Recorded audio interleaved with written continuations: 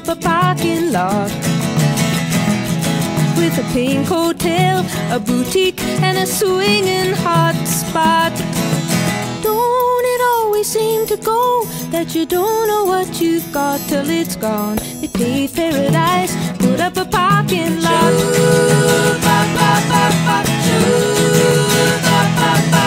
They took all the trees, put them in a tree museum, and they charged the people $1.50 just to see them. Hi, my name is Susan Barich, and I'm the director of Project 17 and a participant in Focus Ag from the Santa Cruz Farm Bureau. My day on the farm was spent on August 16, 2011, with Dale Huss of Ocean Mist Farms, probably the world's largest artichoke producer.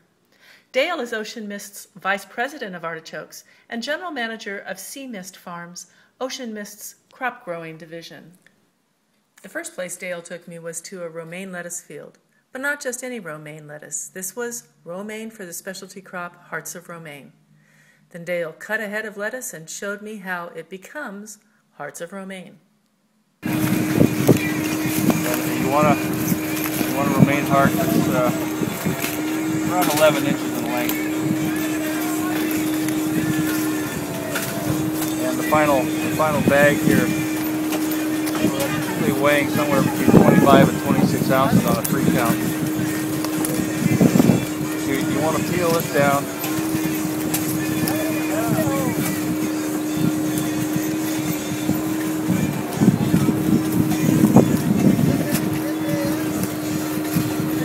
Down here. These guys are looking too at the same time. They're looking for make sure the ribs are good and straight. They're looking for any decay that might be on the head of the romaine itself.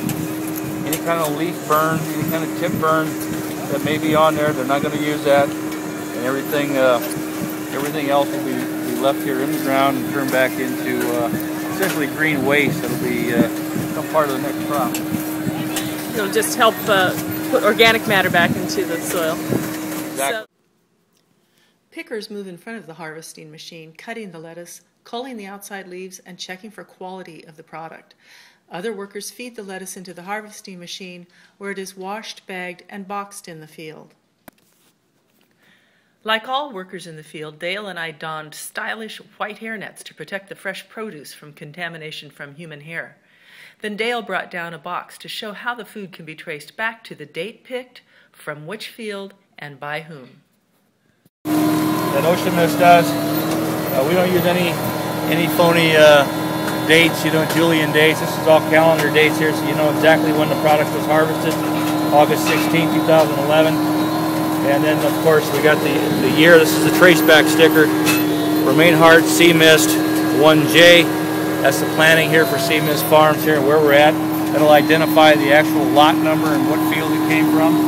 Finally, we can actually bring it right back to the color of the crane is a crew color, and of course which person it was actually doing the packing. Packer number 3. We could actually take it right back to that person if something were to happen with this product.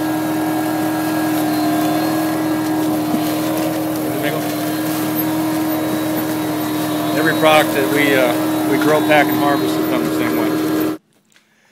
Next, Dale took me to meet Baby Huey, one of the region's current solutions to issues of salt-laden soils that keep nutrients from reaching plant root zones. Dale and other growers have been working with Project 17, funded by the U.S. Small Business Administration, to proactively find solutions to agricultural water problems in Santa Cruz and Monterey counties.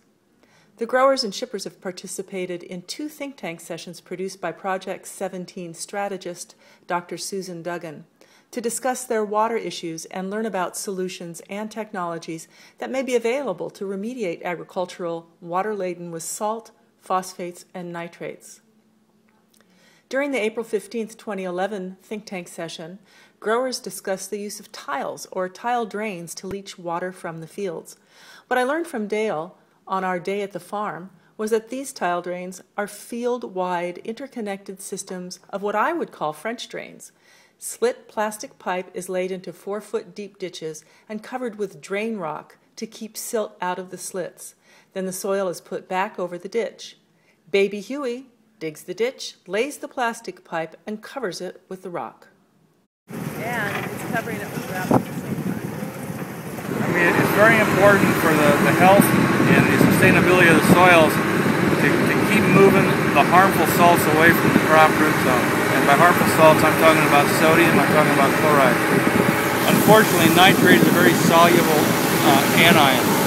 It also moves with the water you're applying for irrigation. It's very important here, especially in the North Salinas Valley where the soils are very heavy, we're using recycled water, to be able to leach that chloride and that sodium away from the root zone so you don't have those salt buildup creeping back up in reverse leaching into that root zone where you're going to harm the crop and really the sustainability of the soil. So you want to keep those salts moving away from that crop root zone. Like I say, there's a lot of work being done right now. Part of this Project 17 that is taking a look at how do we remediate or monitor or watch or denitrify waters that are moving into these tile systems so they're not going into the waters of the state. Finally, Dale was taking me to the artichoke fields. These fields are irrigated using recycled water provided to Ocean Mist from the Monterey Regional Water Pollution Control Agency water treatment plant in Marina, what is affectionately known in the region as the Purple Pipes. So we started using this water, recycled water, in 1998. It's actually a blended source, and depending on where you are in the project, and I would say without this water, we may not be growing the crops we grow here along the coast. First, we visited the perennial artichokes located near the ocean in Marina. Ocean Mist farms 5,400 acres, approximately 2/3 of which it owns. The rest it leases. The company is famous for artichokes, which make up about 15% of its product mix. Ocean Mist is probably the largest artichoke producer in the world. The rest of the products include leafy greens, leeks, cabbages, broccoli, celery, cauliflower, and a variety of lettuces. Sea Mist Farms grows many varieties of artichokes in 2 different categories, perennial plants and annual plants. All artichokes send up shoots from the root system after the first season. Perennials send up new shoots that grow large, robust buds. These plants produce their best buds in the spring. How long do perennial plants produce? Sea Mist just replaced a field of perennials that was 25 years old with new perennial plants. Annual plants produce beautiful artichokes in both the spring and the fall, but after the first year, they send up weak, rangy shoots that produce small buds. These annuals are the plants that are bred for varieties that provide a range of flavors and colors. They also provide the company with the ability to use artichokes as a rotation crop with lettuces, cabbages, leeks, a big artichoke, and others. But we want an artichoke that has a lot of that yellow quality here. It's all edible, and a nice wide heart here on the base. This artichoke's going to get bigger. It's going to get quite a little bit bigger because the stem, as you can see, is really bigger and will support a larger sized artichoke. Kind of like a puppy dog's feet, huh? Kind of like a puppy dog's feet.